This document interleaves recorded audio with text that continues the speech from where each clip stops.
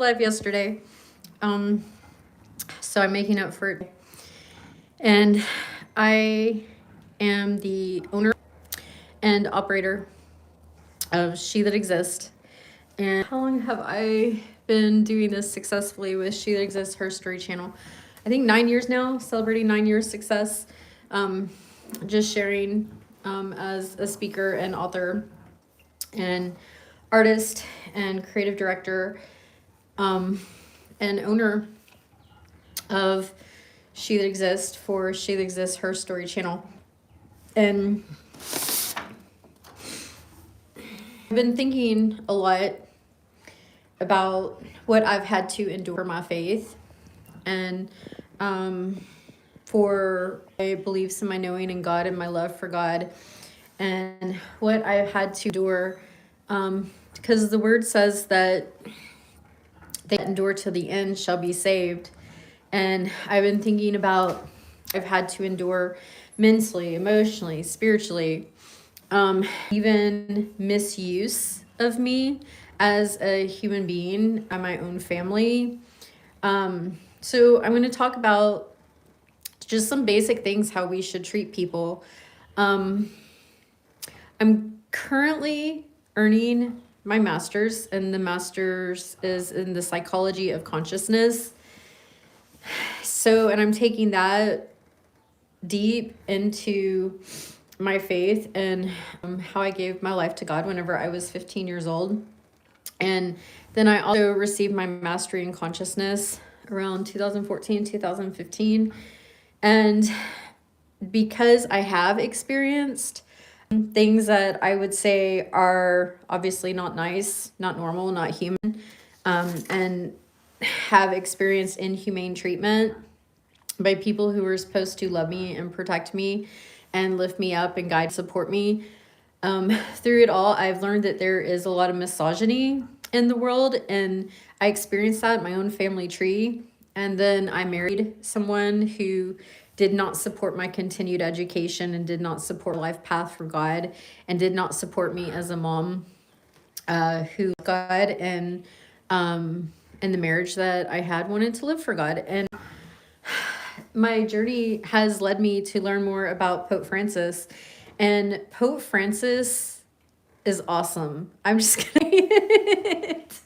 I wasn't raised Catholic. I went to a Catholic church service, like a Christmas Eve mass whenever I was 16. But like I don't have experience with that except for things that I have been learning for the last 6 months, which have totally changed my life, helped me to see that I did come from less than loving. Is it wrong in society to say that we have family members that are abusive, or do we just call them less than loving? Because I've never been like politically correct, and I have no desire to be politically correct. I just come and I share from my heart as a child of God, from what I've witnessed and observed in life.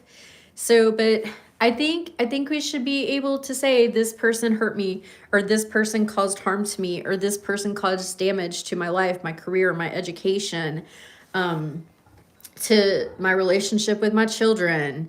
And we should be able to speak and to share the truth about what we have gone through and what we have endured. My PhD candidacy is family pastoral counseling psychology. I take that very seriously because I've been through situations in my family that have given me the experience that I need to really dive deep into the heart of the matter of complex family dynamics, and especially intergenerational trauma and complex family dynamics, because a lot of times things do run in your family tree intergenerationally. And I hope to be able to share long enough to be able to help people who want to go in and clear things out intergenerationally in their family tree and be the change maker, or be the generational curse breaker, or to be the one that, just kind of flips the script and through the power and the presence of God in their life, because it's God who goes before us and makes the way. And I look back at my life, and in every situation where I was treated poorly or I wasn't treated right by family members or my former husband, who was called to love me, and our daughter as Christ loved the church. Like, guys don't realize that when you get married, it's a high calling to have a family, and that husbands and men are commanded to love their wife and children the way that God loves the church. And the world is confused about what love is, but having a wife and family and children is a high calling from God. And this is another reason I really like Pope Francis, because he said that women are to be protected, women are to be supported, women are to be defended. And I can't share much any stronger that we need to live in a world that protects and defends women and mothers and children, and supports mothers in standing for their lives, standing for their families, voicing for life. We have these huge movements where people want to stand for life and are pro-life, but how are we supporting and protecting and defending people once they are alive? How are we supporting and defending and protecting the innocence of life and innocent people who are being misused and mistreated by their own family members, or women in situations with their husbands, to where women are having to go through horrible things in marriages that are abusive, that are inhumane, that people shouldn't have to go through. And